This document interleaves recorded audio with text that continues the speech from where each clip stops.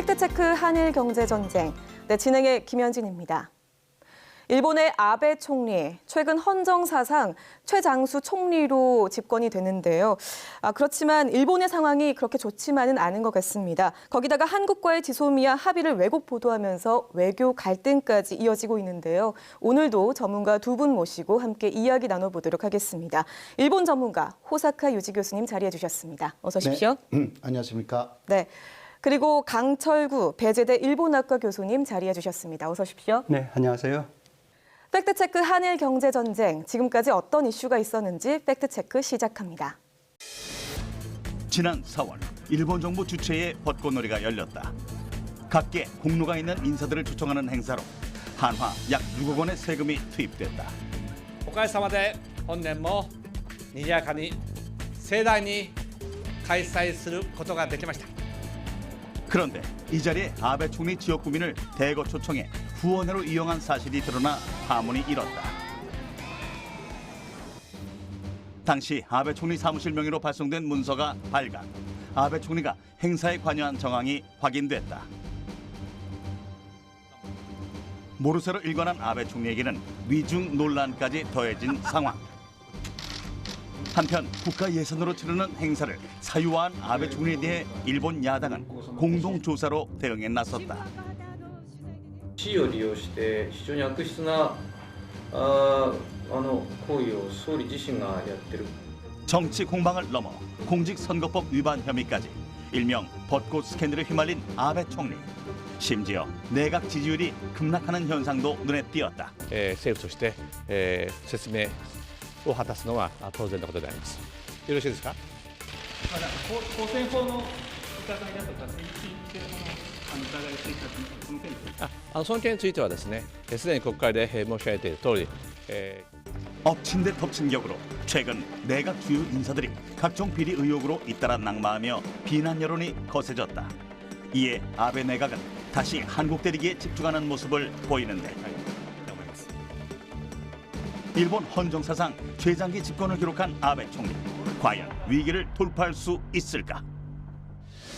네, 먼저 일본의 정치 상황부터 한번 살펴봐야 될 것 같습니다. 최근 일본 아베 내각의 지지율이 40%대로 하락을 했는데요. 어떤 일이 있었던 걸까요? 여러 가지 그 하락의 요인은 있습니다만은 가장 최근의 요인으로서는 그 4월에 있었던 그 벚꽃을 보는 모임. 이러한 국가 행사가 있었는데 이것은 그 국가의 세금으로 다 이루어지는 행사입니다. 일본의 공로가 있는 사람들을 불러야 한다. 이러한 내용이 있는데도 불구하고 네. 아베 총리가 자신의 선거 그 야마구치현의 유권자를 1000명 정도 초대해서 또 세금으로 향응을 제공했다. 이러한 스캔들이 불거졌습니다.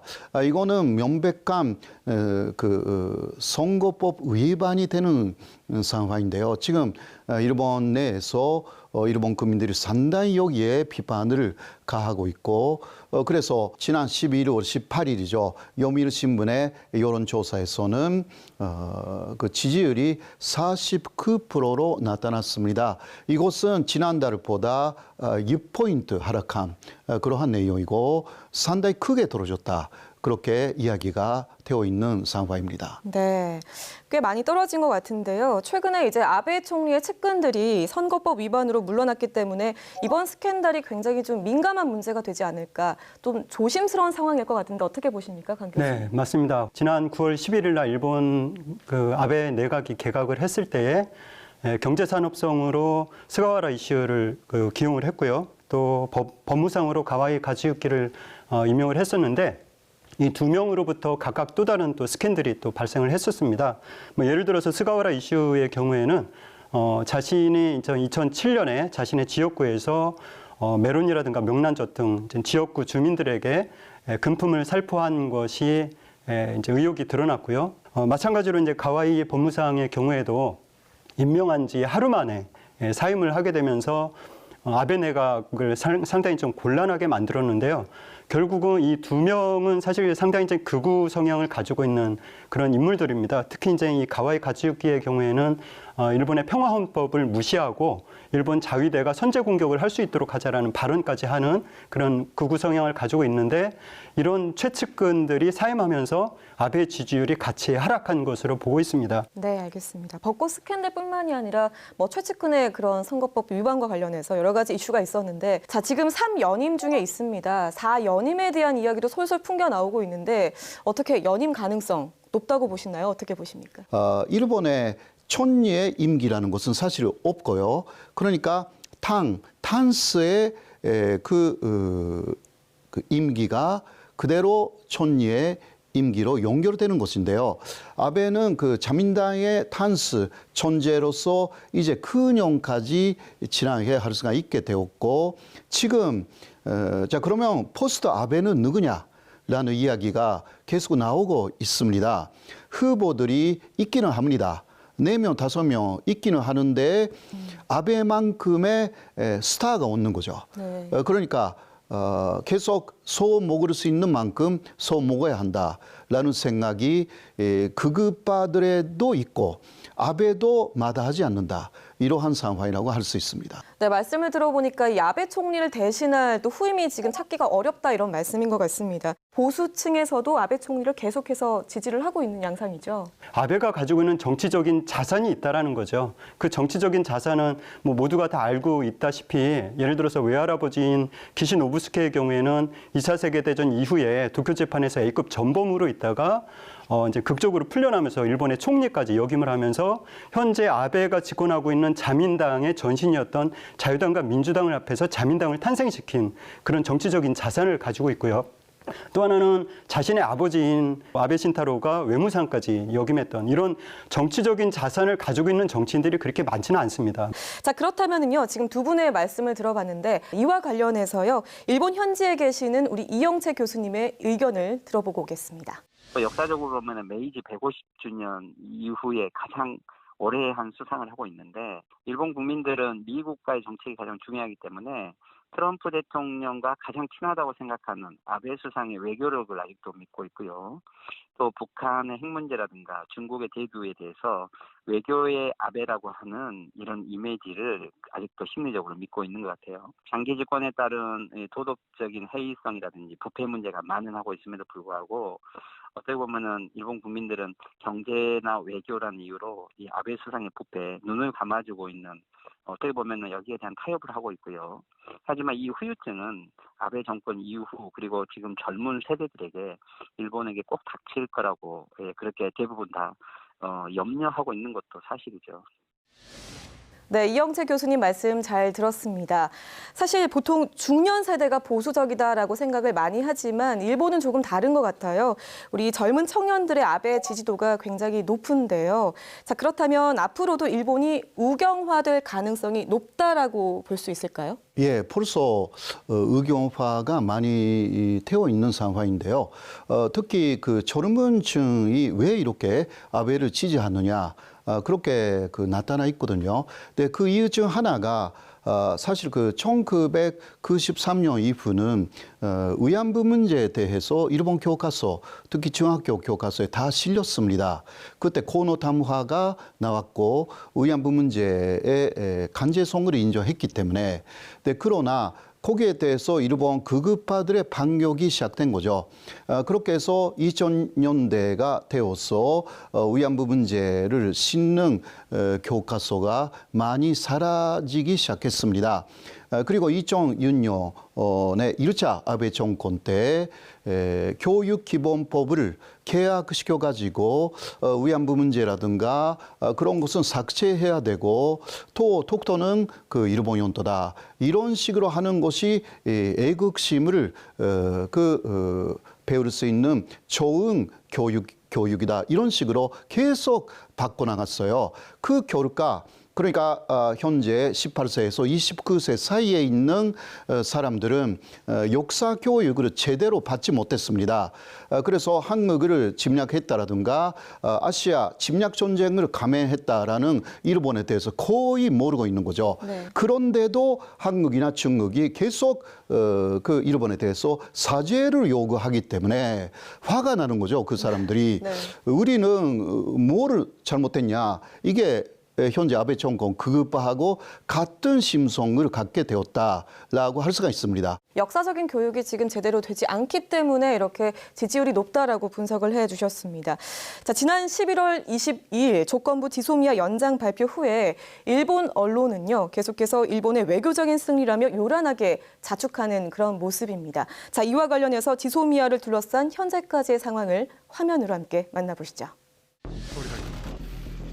지난 8월 지소미아 종료 발표 이후 석 달이 지난 지금까지 한미일 각국은 지소미아를 두고 긴박한 움직임을 보여왔다.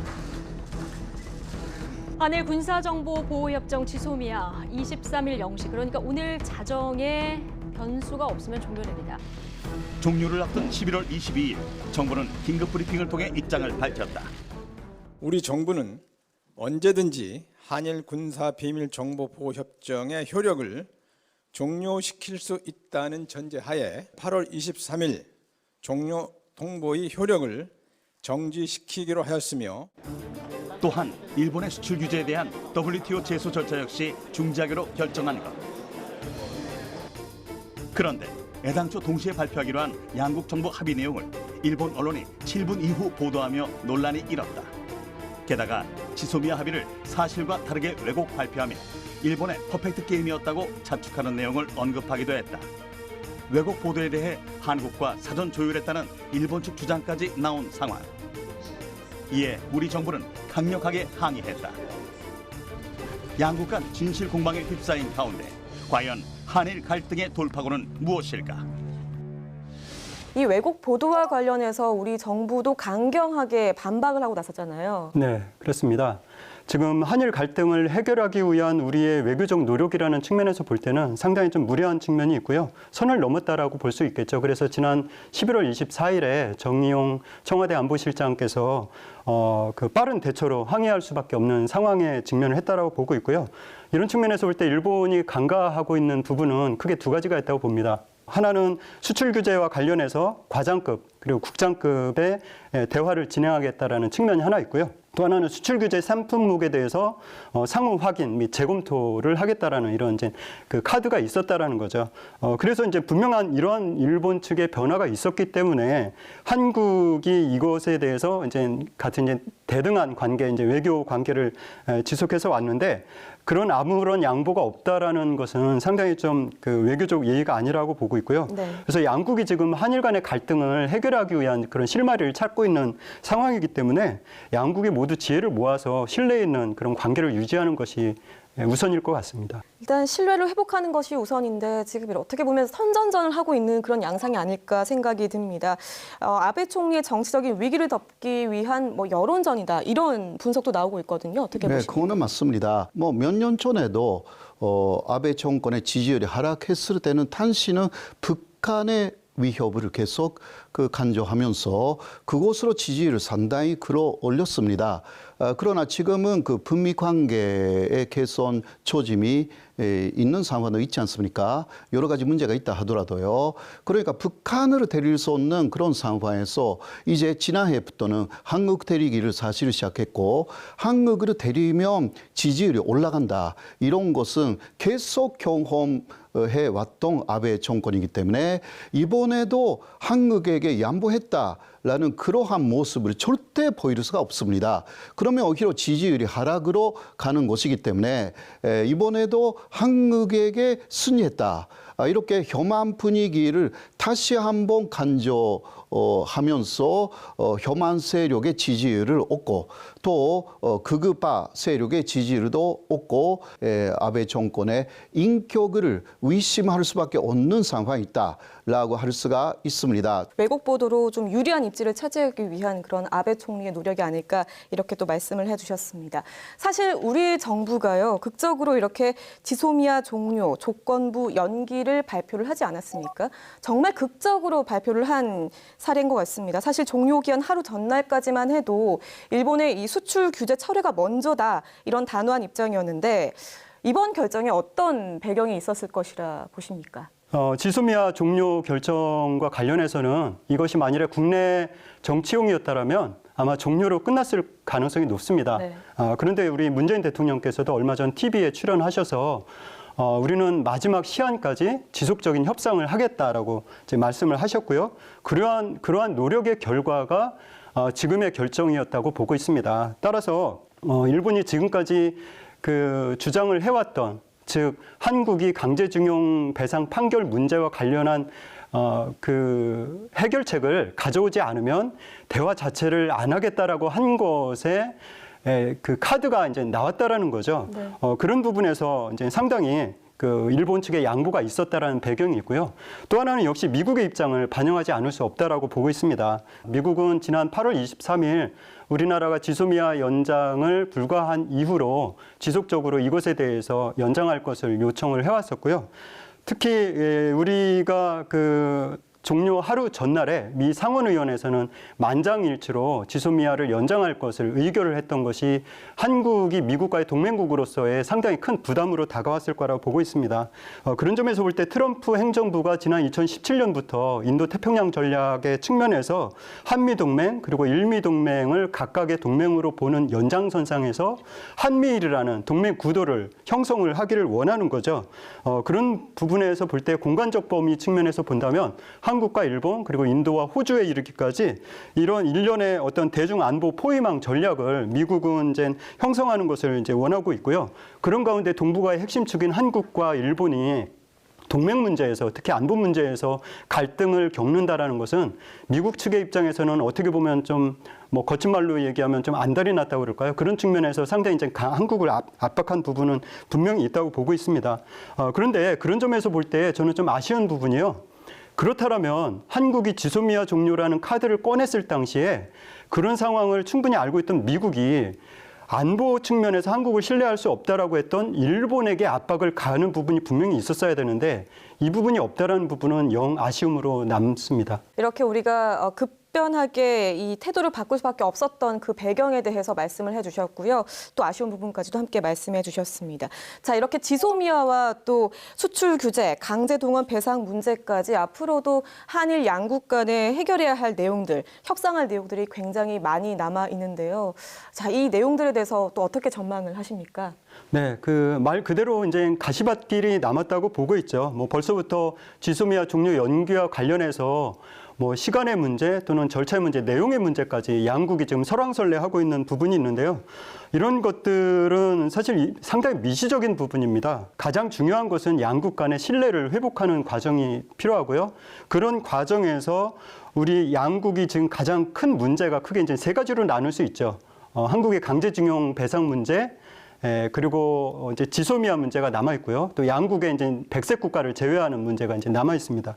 이런 문제는 물밑에서 정상회담이 열리기 전까지 지속적으로 이제 그 오고 가는 사안 중에서 상호 신뢰의 원칙에 입각해서 더 이상은 그런 미시적인 부분에 우리가 지역적인 부분에서는 좀 거둬야 되고요. 좀 거시적인 측면에서 이런 부분은 좀 한국과 일본이 그런 협상을 하는 과정에서 충분히 뭐 걸쳐 나가야 될 부분이라고 보고 있습니다. 네, 거시적인 관점에서 상호 신뢰를 쌓아가야 한다 이렇게 말씀을 해주셨습니다. 자, 마지막으로요. 지소미아 종료 조건부 연기 발표가 있었잖아요. 이와 관련해서 일본엔 또 어떤 영향을 미칠 것으로 전망하십니까? 아사히신문 쪽에서는 이제 일본이 한국이 안보한 만큼 수출 규제를 풀어야 한다. 이러한 보도를 벌써 내놨거든요. 동시에 성명 발표라는 것은 서로의 합의가 있었기 때문에 그런 식으로 약속할 수가 있었던 배경이 있는 거죠. 대단히 많은 그 요소들이 이 연말까지 계속 남아 있습니다. 이런 것을 어떤 식으로 처리해 나가는가에 따라서 일본 정부의 지지율이 올라가는지 내려가는지가 결정되고요. 한국 정에서는 아베 정권이 무엇을 목표로 하고 있는지 그 극우파 정권이 그것을 냉정하게 보면서 우리의 태도를 결정해 나가야 한다. 그렇게 생각합니다. 네, 계속해서 냉정한 입장을 갖고 있어야 된다 이렇게 말씀을 해주셨습니다. 네, 지난 지소미아 발표로 인해서 한일 관계가 좀 봉합이 되나 싶었는데 참 쉽지 않은 것 같습니다. 뿌리 깊은 상처가 치유가 되지 않는다면 일시적인 봉합밖에 되지 않겠죠. 네, 팩트체크 한일 경제 전쟁 오늘 저희가 준비한 시간은 여기까지입니다. 시청해주신 여러분 고맙습니다.